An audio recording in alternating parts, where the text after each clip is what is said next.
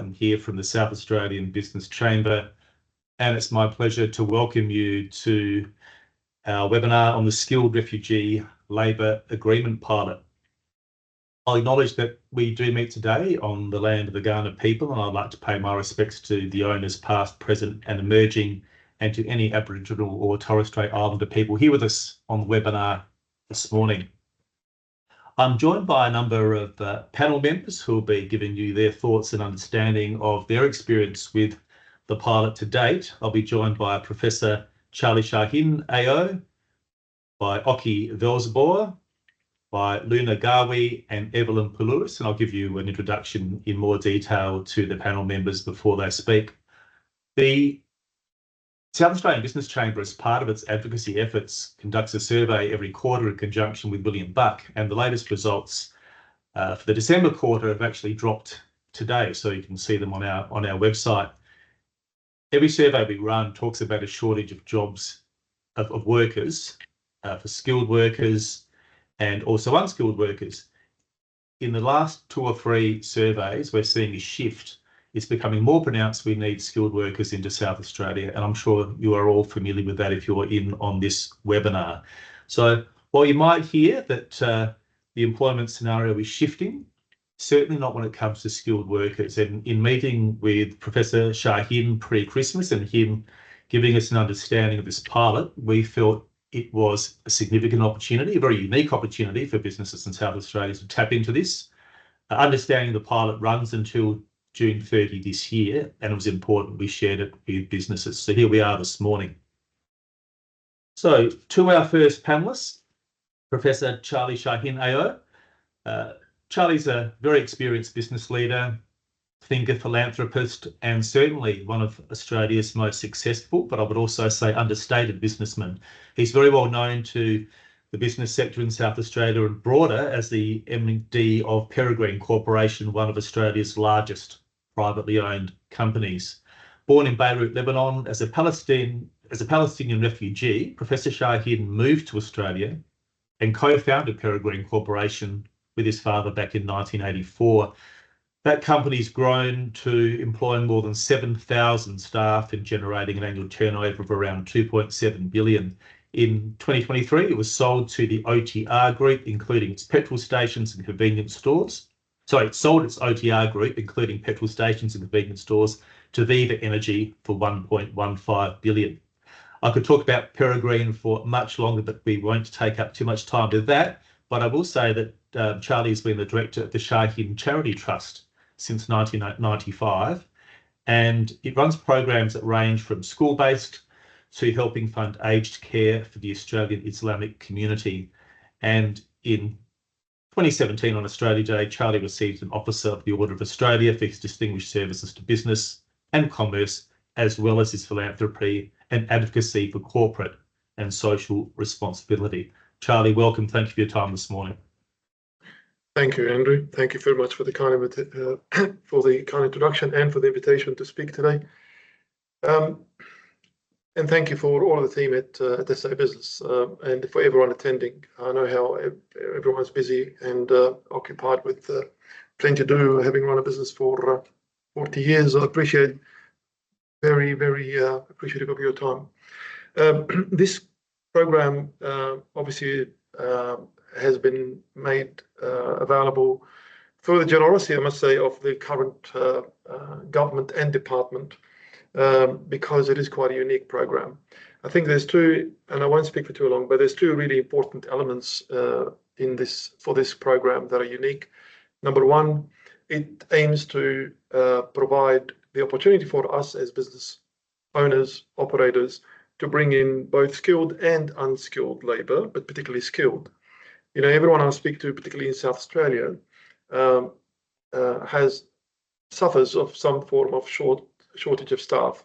You know, if I speak everyone from cafe owners all the way to miners and property developers and so on. So a lot of the milestones or a lot of the hurdles that generally are listed and are prerequisites for skilled migrants those thresholds have been amended a little bit, have become a bit more amiable, and achievable, which will allow us to bring in particularly some much needed skill in Australia, and more importantly in South Australia. That's the first part. The second part of this program is, which I think cannot be understated, is the human part of this program. This program is particularly aimed to help in this, what we're trying to do today is Gazans. 1 in 10 Gazans has either lost a member of their family or had it injured.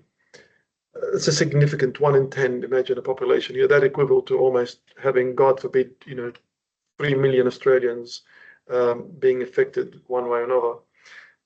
One of the Gazans refugees who've arrived recently, he said to me, coming to Australia or being able to come to this wonderful country is better than winning the lottery. If you win the lottery, you might squander the winnings. Being able to come to this wonderful country, you can never squander that opportunity.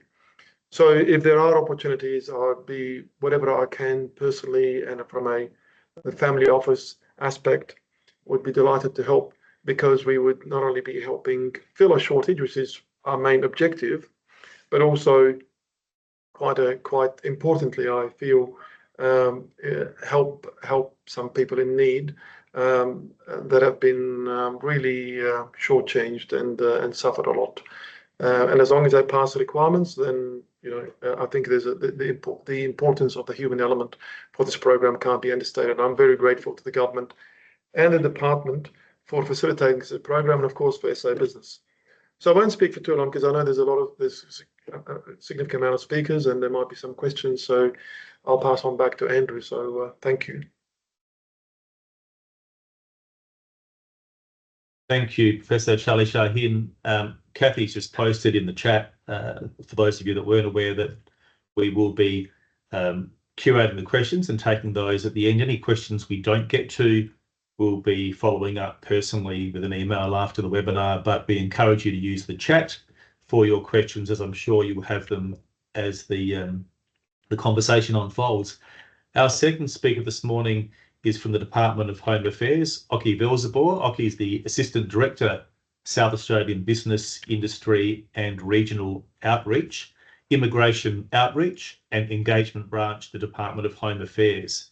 That's certainly one fair title, Oki. Oki's worked at the Department of Home Affairs and Stakeholder Engagement for more than 10 years and currently manages the Business, Industry and Regional Outreach team here in South Australia. He has a key interest in the space, defence, circular economy and digitech sectors, and he engages across a range of industries to promote Australia's skilled migration and global talent visa programs. Welcome, Oki, and thank you for joining us this morning. Thank you very much for that, Andrew. And again, enormous thank you to Charlie for such a heartfelt introduction and address. And a big good morning to you all. And enormous thanks, everyone, for making the time to attend today's session. I just wanted to first begin by saying a huge thanks to the SA Business Chamber for having us speak with you this morning about this very interesting skilled refugee labour agreement pilot. Now, just before I begin, I'm just going to give you so this morning I'm just going to give you a bit of an overview of the pilot and some of the concessions that are built into it, while Luna from Talent Beyond Boundaries will be covering some of the mechanics of the pilot and how it works. So the pilot was designed in collaboration with Talent Beyond Boundaries to provide employer-sponsored skilled visa pathways for refugees and displaced people. The program, as it currently stands, will run until the 30th of June 2025, with an allocation of 500 primary places, plus members of the candidates' family units, which is a very significant point indeed. It allows Australian businesses to harness the skills, qualifications and talents of refugees and displaced people to address skills shortages.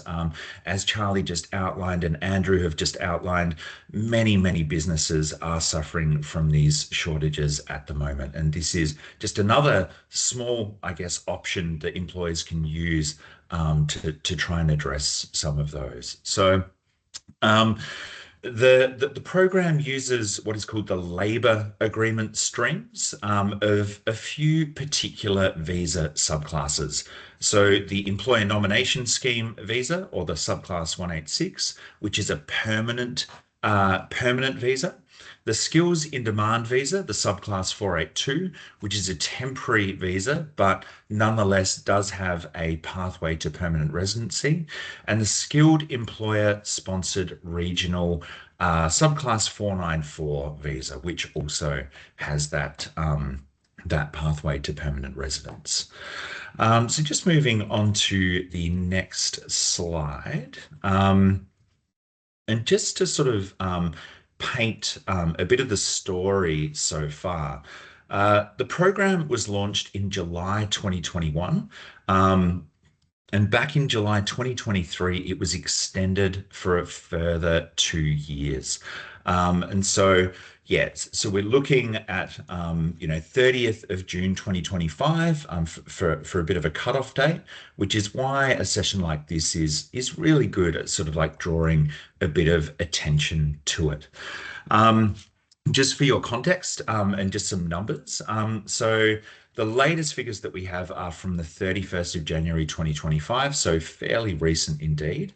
So we've seen 120 Australian businesses enter into the labour agreements for the skilled refugee pilot.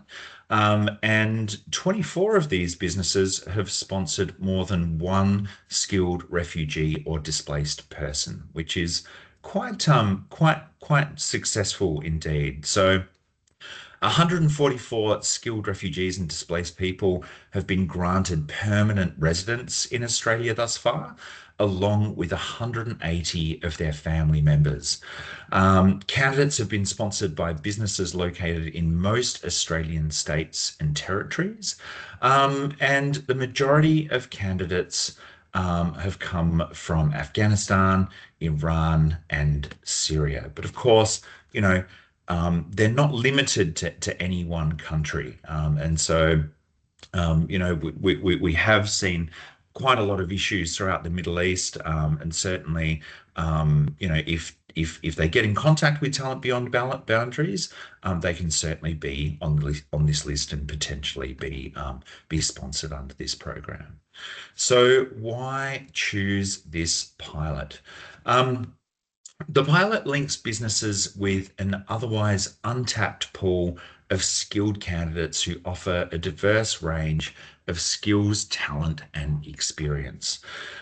Through the pilot and TBB's talent catalogue, Australian businesses can access the abilities of over 123,000 skilled refugees from across the world, and that includes everything from IT professionals, medical professionals, and more.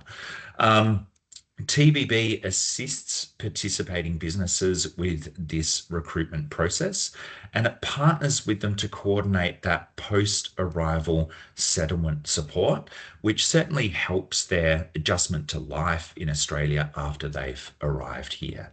So the pilot offers some pretty generous concessions to the standard visa eligibility criteria, and this allows businesses that sort of flexibility to recruit exactly who they need for their businesses. And so just moving on to the next slide, I just want to point out that, the program does come with a number of concessions and benefits, which I'm just going to outline here now. So first up, the person has to be endorsed by Talent Beyond Boundaries. Next, there is a waiver of work experience and skills assessment requirements, which is pretty significant indeed. And so here the business gets to decide whether the person has the skills and experience that are relevant to their business. The candidate must have functional English, which is equivalent to IELTS 4.5. Now, this just owes to that, those occupational health, health and safety requirements, and it really facilitates, their life in Australia and the workplace, after they get here. And so it's just important to point out. The program also has a higher age cutoff when compared to some of our other permanent, sort of the usual permanent residence programs. So the age cutoff in this case is 55 years, whereas generally speaking for permanent residents, it's 45. So that's another fairly, it's a fairly significant concession there also. Making it a little bit easier on the business. There's no labour market testing requirement in this case.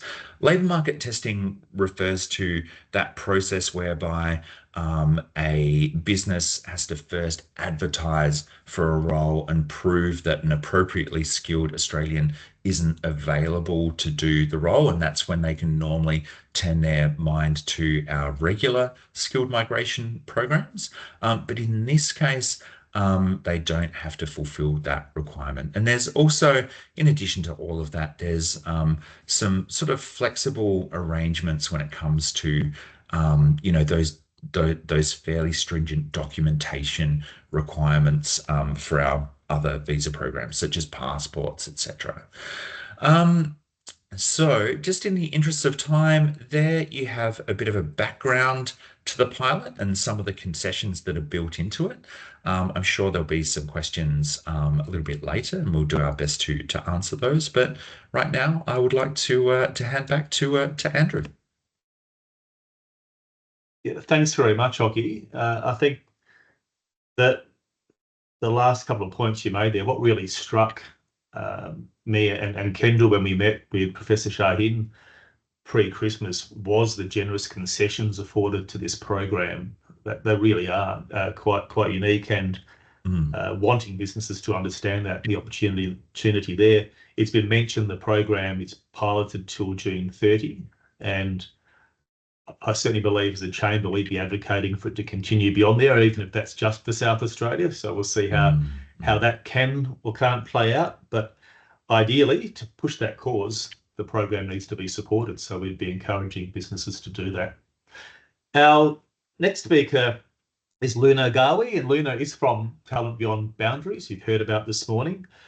Luna is a co-director for the Australia and New Zealand operations at Talent Beyond Boundaries, and she oversees and implements the organisation's mission within the region. Luna has a profound commitment to humanitarian causes, and besides being an essential part of the Talent Beyond Boundaries organisation, is an active member of the Victorian Divisional Advisory Board of the Australian Red Cross. Luna's journey to Australia began in early 2017 when she arrived on a humanitarian refugee visa.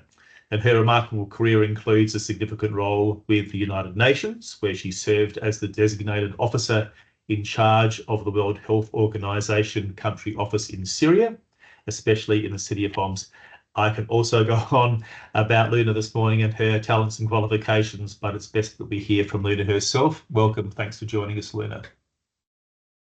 Thank you, Andrew. Thank you so much for hosting us today. And thank you so much for Charlie for being an advocate and champion for labour mobility, and also for the Departments of Home Affairs for being pioneering labour mobility for refugees as a solution, not only in Australia, but also globally. The idea behind TBB is simple, but very powerful. There are 100 million refugees and displaced people around the world. Half of them are in working ages, stuck in host countries with no legal right. 75% of companies globally are reporting talent shortages and difficulty of hiring. Businesses are struggling to find the people they need. On the other hand, we have refugees represent untapped pool of talent hidden for so long. If people can migrate for work, why can't refugees? TBB has been working with governments globally to open up skilled migration pathways for refugees. Exactly the work we do is removing barriers to make skilled pathways more accessible for refugees and removing complexity from the recruitment and relocation processes, making the experience comparable to any other international hiring. We are an employer-led, meaning employers are providing inputs on skills required in their workforce, and they are leading the drive for the solution. Skilled-based, we're shortlisting candidates based on the skill set and the employers that have requested for the role. And we work closely with our teams and partner in source countries to successfully mobilize candidates to destination countries, such as Australia today. Next slide, please.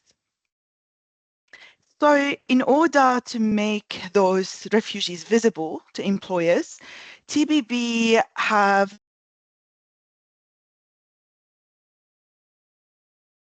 see in this slide, this is a snapshot of the talent catalog. So basically, it is a database that refugees around the world can access. They can upload their CVs and experience and any related information to their job experience. And this is our main source of data. So when we've got a job from an employer, this is where we deep dive and extract the talent from the talent catalog. And as you can see, we have people in most of the critical sectors, skilled trade, professional services, medical engineering, and IT, and many, many more. Next slide, please. In this slide, you can see more analysis of the talent catalog and show you, for example, the average age for people registered 34. 80% of people completed bachelor degree. You can see there 73 said that they speak English at intermediate level or higher. And also you can see snapshot of candidates by location and top nationalities. At the moment, top nationalities of refugees, Syrian, Afghan, Palestinian, Sudanese, Venezuelans, and they located mostly in Lebanon, Jordan, Turkey, Egypt, and many other countries as well. We can extract any data if the business or the sectors need to understand more of the talent. The team is very much equipped and we have a tech behind it who can provide any data needed. Next slide, please. So this is where we work. We have programs set up Australia, Canada, UK, a lot of European countries join the labor mobility movement. We have France, Italy, Germany, Spain, and there's a lot of countries where we open up labor mobility. We used to have a program in the US. Unfortunately, just recently after President Trump come to election, the program in the US stopped, but we are continuing the advocacy to see potential to reopen it while we work with other European countries who's continuing the work. This is a quick snapshot for some employers that already hired through the pilots. You can see we have the big corporates join the labor mobility as well as regional smaller businesses. And it's a very diverse sectors. You can see consultancy, IT, also health, and many, many other small businesses, food and chefs, and they all joined and find a refugee to fill out their labor shortages. Next slide, please. So I'll talk about the practical way we work. So firstly, we will need to meet the employer to identify the role and understand in which occupation in the pilots can fall. And also we ask employers to provide TBB with a job description, because this job description is basically to drive for us to shortlist candidates based on specific shortlisted criteria. The team will identify suitable candidates from the talent catalog, check their visa eligibility, and provide a shortlisted candidate to the employer. Once the role has been identified and shortlisted people is presented to employer to review, the employer then has the option to take any or all these candidates through their normal recruitment process, interviews, skill tests, etc. TBB will support the remote recruitment process, so our team can organize remote interviews Also, TBB will support the candidates and conduct interview preps to help facilitate the process. When the recruitment process is complete, employers can extend an official job offer to their preferred candidates, and this is basically trigger the visa process. TBB will sit with the candidate before even they signing the contract. We conduct what we call informed decision-making session to make sure the candidates understands the contract very well, happy to move to Australia, understanding the fair work and also their commitment and responsibilities. In the immigration side, I'm just going to go quickly to say that employer must enter into labor agreement with the Departments of Home Affairs, and TBB needs to endorse both employer and candidate to be access the concessions that's been listed before. Regarding the relocation, TBB will help employers prepare the arrival of their new recruit. While the employer waits for visa application to be approved, TBB works with the employer to make arrangement for the relocation of the successful candidate and their families, of course. So we meet the candidate to understand their needs and develop a settlement plan in coordination with the employer to make sure soft landing plan for the candidates and their families in place. I need to say we have a priority processing from the Departments of Home Affairs, and they are very supportive to this pilot, and we've seen visas coming through within 3 to 6 month mark, and which is a very significant quick for a 186 visa.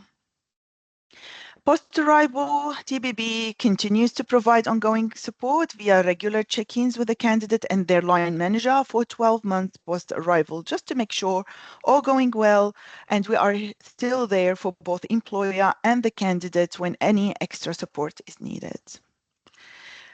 Next slide, please.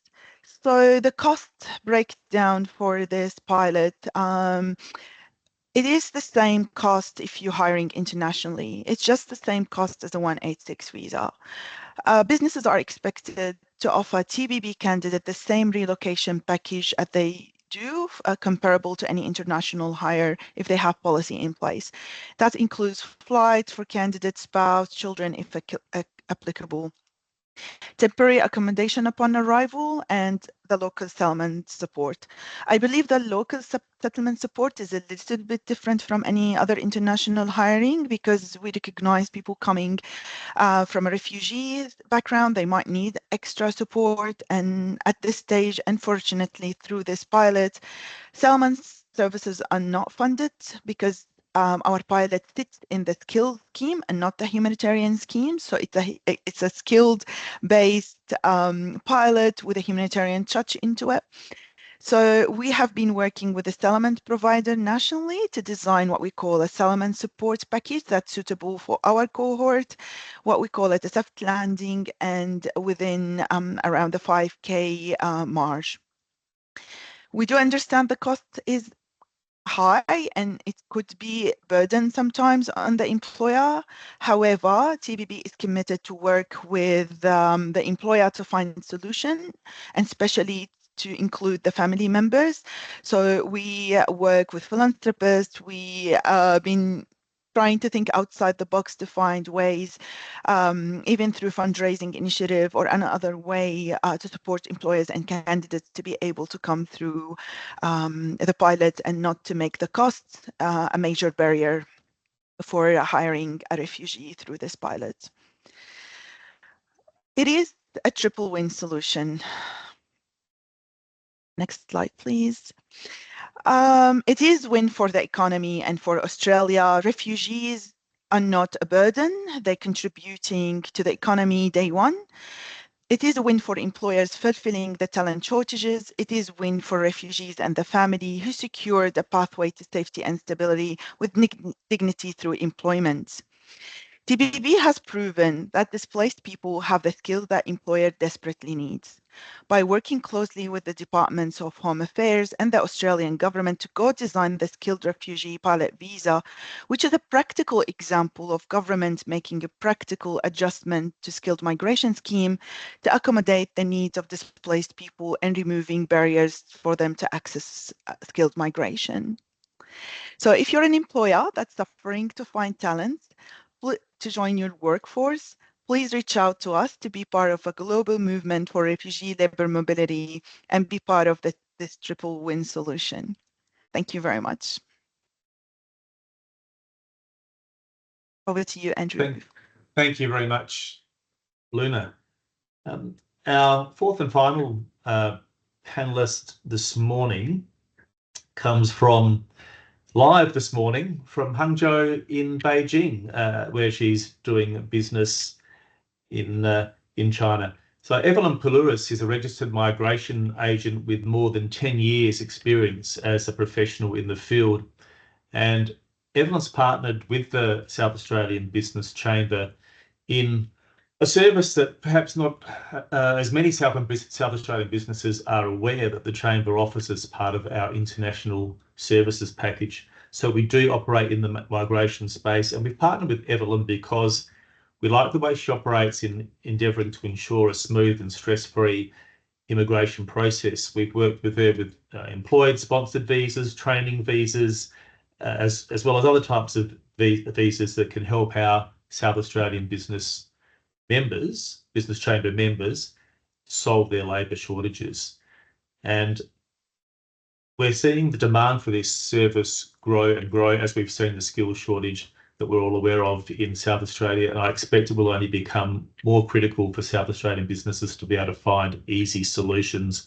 And Evelyn is part of that program for us. Evelyn, welcome. Thank you, Andrew. Thank you, everyone, for joining us today. And hello from Hangzhou. It's about 1 degree Celsius outside right now. Yeah, a special thank you also to Charlie, Oki, and Luna for sharing such valuable insights to help us all understand this important program. Yeah, like Andrew said, my name is Evelyn, and I'm a MARA registered migration agent working with South Australian Business Chamber. And I feel deeply honored to be involved with this promotion of this program. And as we all know, the labor shortages continue to be a major challenge for business across Australia, especially in our regional areas. So this skilled refugee labor agreement pilot program, it is really a game-changing initiative that removes barriers faced by refugees and displaced individuals when trying to access employer-sponsored migration. This means Australian employers can now tap into a skilled, motivated, and often overlooked workforce, helping to bridge critical skill gaps while also providing life-changing opportunities for talented individuals. I have never seen this many significant concessions. It's almost precedented in any labor agreement practice. So to assist business in navigating this whole process, South Australian Business Chamber has developed a comprehensive integrated migration services we call the roadmap for customer journey, tailored to the needs of both employers and business and also visa applicants. We have been providing migration and visa services to our members and non-members since 2012 and has a high rate of success with visa applications. And our goal is to save you time, reduce your stress, and make the process simple for each business. And our business chamber members can also enjoy the discounted rate on all visa services. So with this program, we can predominantly to assist business in 3 key areas. Firstly, it is the labor agreement application. This might seem overwhelming to a lot of employers. You probably don't know how to navigate the system to apply for yourself with the Home Affairs. This will happen right after the endorsement by TBB. However, we can assist you to handle the paperwork and guide you through the whole process and to ensure your application meets all requirements. And most importantly, we will help strengthen your case for approval so you can start the employment sooner. And then this will be the next will be the stage of nominating a skilled refugee worker. Once your labor agreement is approved, we'll help you nominate skilled workers who meet your business needs. We ensure the nomination process runs smoothly for you, making sure your selected candidates meet compliance requirements. And lastly, it will be the visa application support. This is when we make skilled workers visa applications. The visa application process can be overwhelming, but we can take care of it. We will ensure all paperwork is well prepared, reducing delays and increasing approval rates. Again, we deeply believe this program isn't just about visas. It's about helping businesses like yours access dedicated, skilled, and experienced workers who are eager to contribute to Australia. So for your business, it means filling critical skill gaps with reliable, hardworking employees who bring valuable experience to Australia.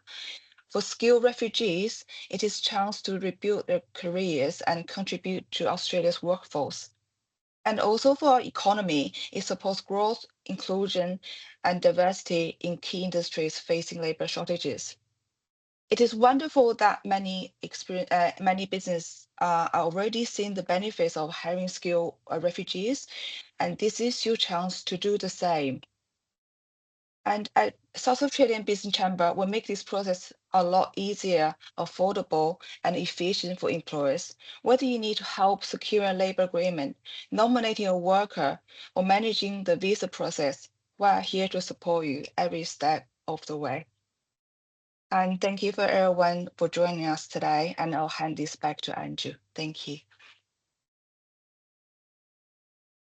Thank you, Evelyn. Appreciate that. And thanks for joining us all the way from China a couple of hours earlier and in the cold. This is probably a good opportunity, as the questions have been coming up during the chat, to pass over to Kathy Butfield from the South Australian Business Chamber team, from our policy and advocacy team, to run through those questions and facilitate that for us. Kathy, I'll hand over to you. Excellent. Thank you for that, Andrew, and thank you so much to the panel for all of your information. And I've been trying to keep up with you because you guys have been answering a lot of people in the chat. So we may duplicate some questions, but we'll see how we go. Just to let everyone know, as we mentioned, we are recording this session and we are keeping track of all of the questions. So any we don't get to, we will respond to afterwards. First question for probably Luna. Given the program only runs to the 30th of June 2025, what is the approval time on labour agreements?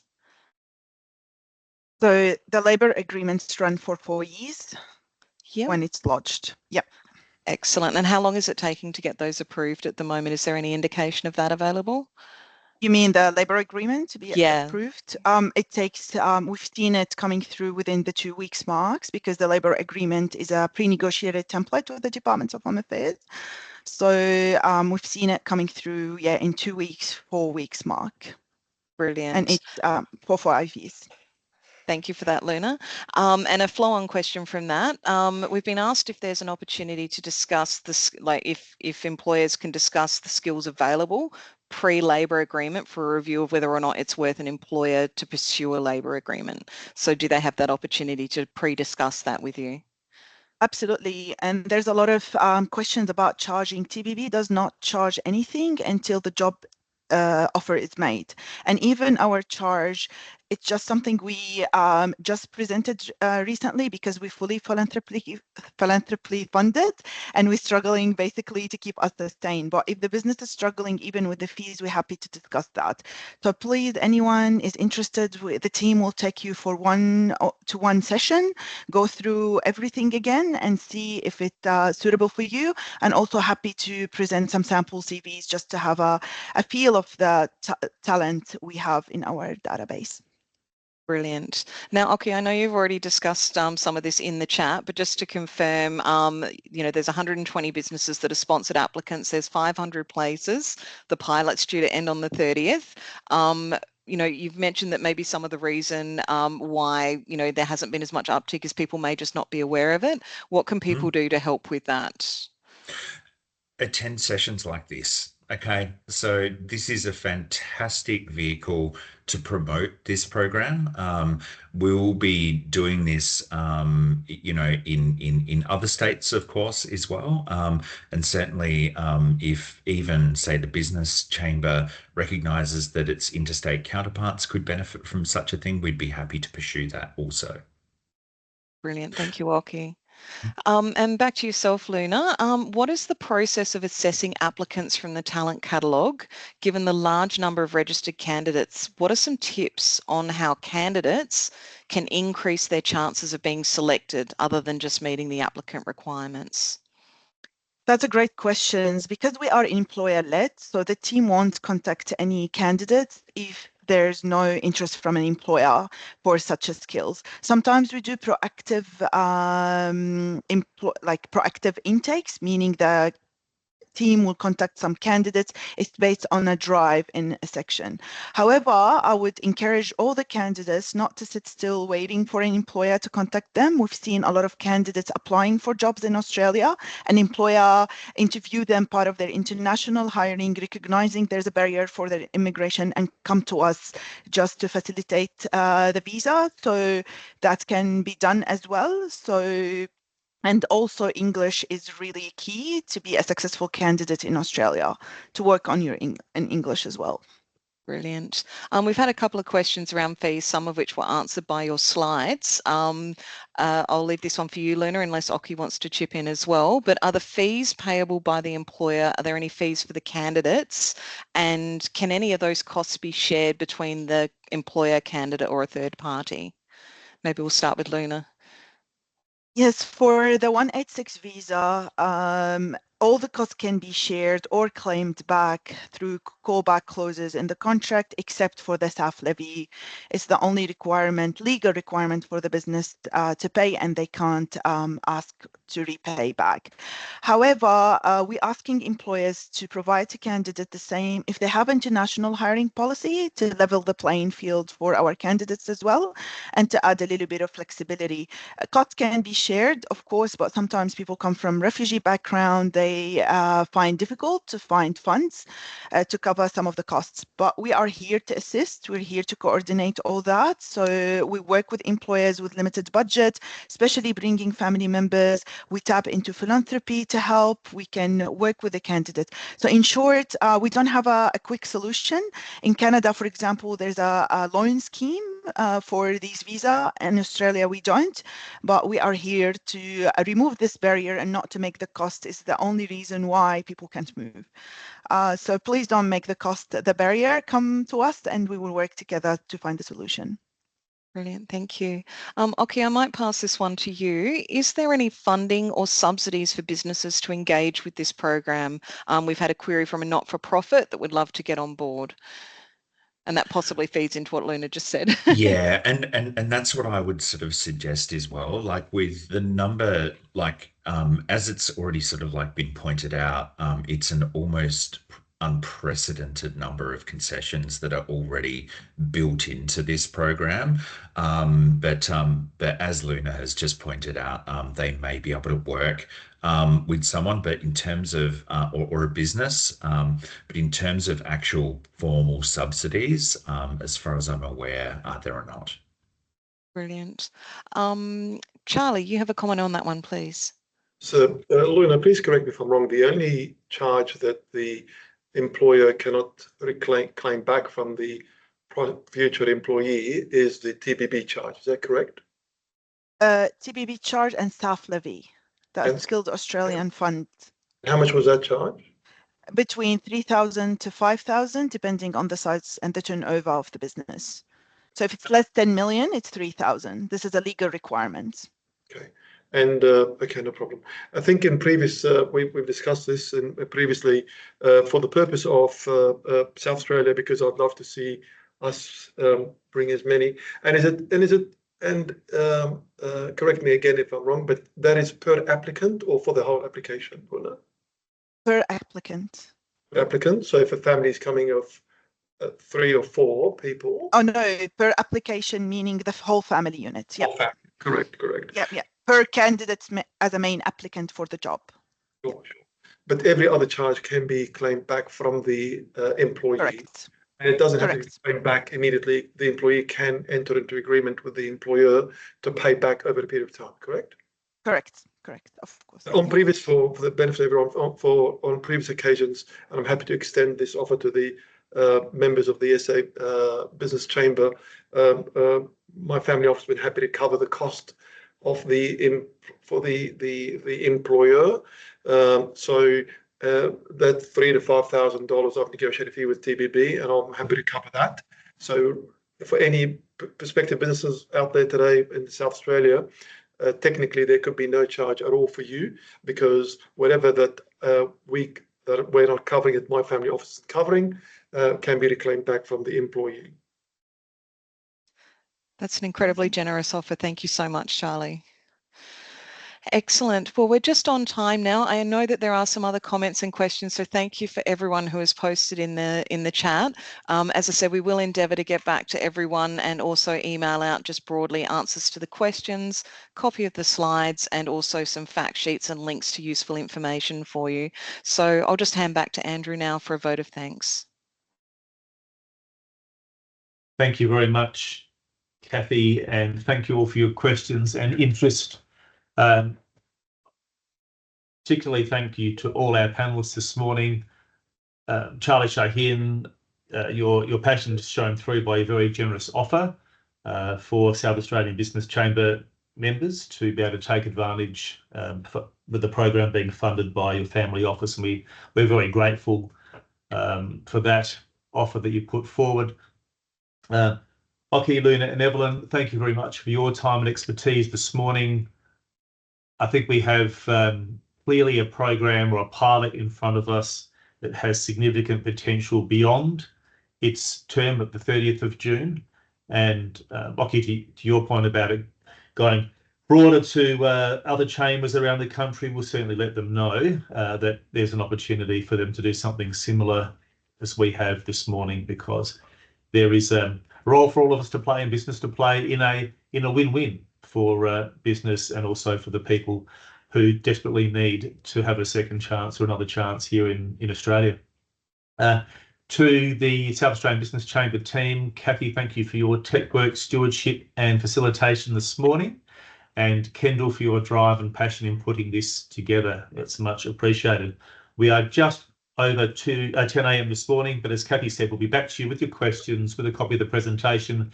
I'll be surprised if we don't find a home for this webinar to pop up somewhere on our comms in the next few days. Thank you very much. Please support the program if you see the opportunity, and reach out to our panelists and ask them any questions beyond this morning. Thanks very much, everyone.